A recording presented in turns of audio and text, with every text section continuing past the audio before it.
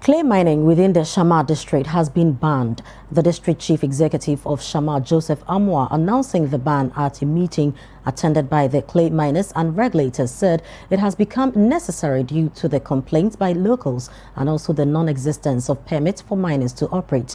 City News' Akwasi Agyei Annim has the details. Illegal clay mining within the Shama District has for the past 4 years deepened.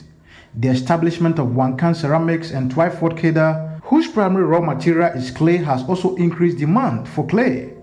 The illegal mining activities led to open pits and destruction of arable land and the loss of life.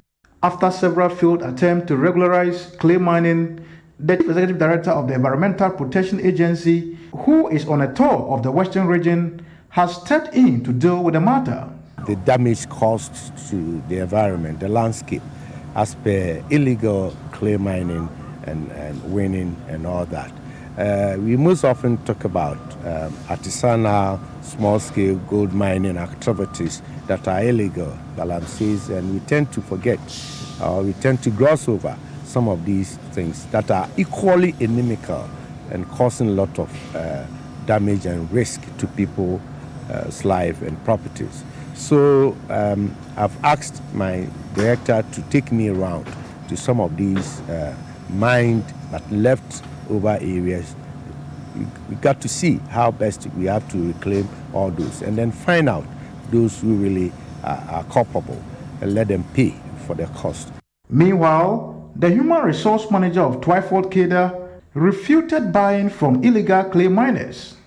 We knew very well that most of the suppliers around the enclave, the Shama enclave, don't have the requisite permit. We didn't engage them, and we decided to go to the Enzima area where the miners have permit to acquire the clay from such miners. So as a company, we don't engage in illegal, we don't buy from illegal miners, especially those in the Shama District. The technical committee of the Shama District, led by the DCE, say it cannot take the illegality anymore, hence declared a ban on clay mining. The conclusion is that we are not going to allow any illegal mining in the district. We made it categorically clear to them that unless they acquire the necessary permit and license, they cannot mine. And we are going to enforce that through a task force to ensure that they don't do it. Meanwhile, some of the miners who are not happy with the ban blame their inability to secure permits from Minerals Commission and the EPA on slow processes.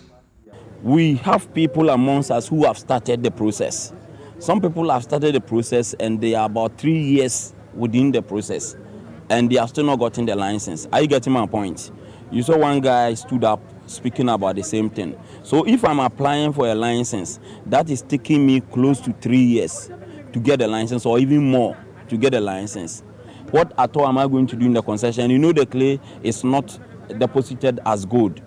They are always in the swampy areas. The biggest clay size you will get is, let's say, 10 acres or even less. If we are applying for a mining document on this, I don't think it should take that long. Whilst the Minerals Commission told City News they do not supervise illegality, hence will not be part of reclamation discussions, the EPA on its part also refuted slow permitting processes. For now, we haven't issued any permit for a clay mining company. So we haven't issued a permit yet. A lot of the time, they come, they look at the documentation, they say, okay, they will get it. For example, sometimes a site plan is not made available. They just think that it is just okay for them to mine because they have access to the place. But we know that there's a difference between having access to the surface rights and having access to the mineral rights. Minerals Commission only regulates those who are in legal business. And you know, we don't have security personnel and all that to go around and arrest people. And almost everybody sees what is going on because when you are coming from Cape Coast, for example, you see all these ponds and all that. So it's up to all of us. A lot of people are sleeping on their jobs. I can say that.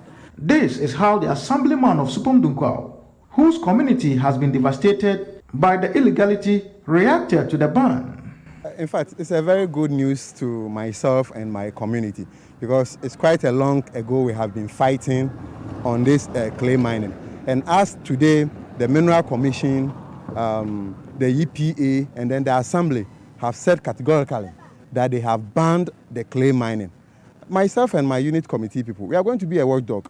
If we see any clay miner in our area there, that one, we are not going to take the law into our own hands, but we are going to block them, their activities, even to the extent of taking off their battery on their machine. We are going to do that because they are destroying our community.